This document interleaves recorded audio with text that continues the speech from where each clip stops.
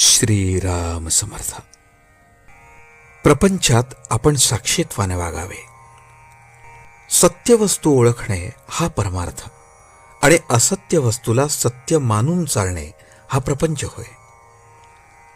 आपल्याला वस्तू दिसते ती खरी असेलच असे नाही, पण ती मुळीच नाही असे मात्र नाही. ती काहीतरी आहे.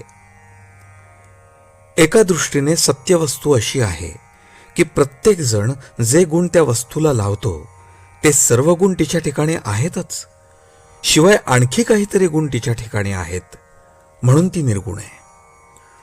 दुसऱ्या दृष्टीने ती अशी आहे की प्रत्येक जण जो गुण तिला लावतो तो कल्पनेनेच तिच्या ठिकाणी आहे असे आपण म्हणतो, म्हणून ती वस्तू गुणांच्या पलीकडे आहे. या अर्थाने सुद्धा ती निर्गुणच आहे. जशी आपल्या देहाची रचना तशीच सर्व सृष्टीची रचना आहे. देहामधले पंचकोश सृष्टीमध्ये देखील आहेत. फरक एवढाच आहे की देहामध्ये ते मूर्त आहेत तर सृष्टीमध्ये ते अमूर्त स्वरूपात आहेत.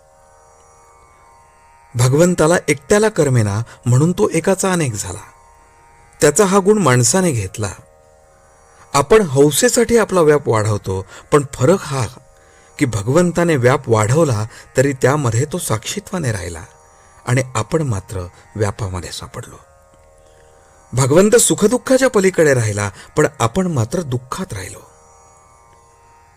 व्यापाच्या म्हणजे परिस्थितीच्या बाहेर जो राहील त्याला दुःख होणार नाही.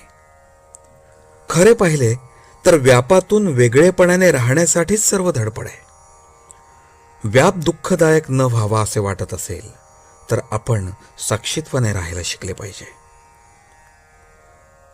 आपण जगामध्ये व्याप वाढवतो तो आनंदासाठी वाढवतो, पण भगवंताच्या व्यतिरिक्त असणारा आनंद हा कारणावर अवलंबून असल्याने ती कारणे नाहीशी झाली की तो आनंद मावळतो.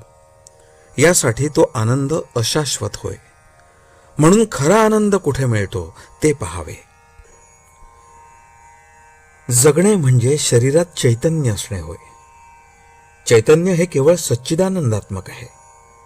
म्हणून जोपर्यंत आपण जिवंत आहोत तोपर्यंत स्वाभाविक आनंद असलाच पाहिजे.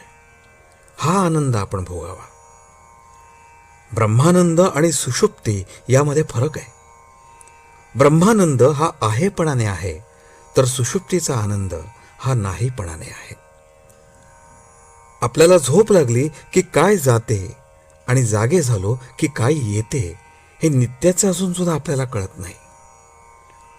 भगवंताच्या इच्छेने सर्व होते आणि तोच सर्व करतो अशी भावना ठेवणे यासारखे समाधान नाही. कृतीमध्ये आनंद आहे, फळाच्या किंवा फळाच्या आशेत तो नाही. नामस्मरण रूपी कृती केली असता शाश्वत आनंदाचा सहज लाभ होईल. आजचे बोधावचन.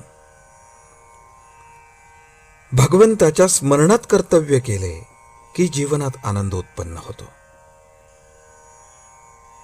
जानकी जीवन स्मरण. जय जय राम.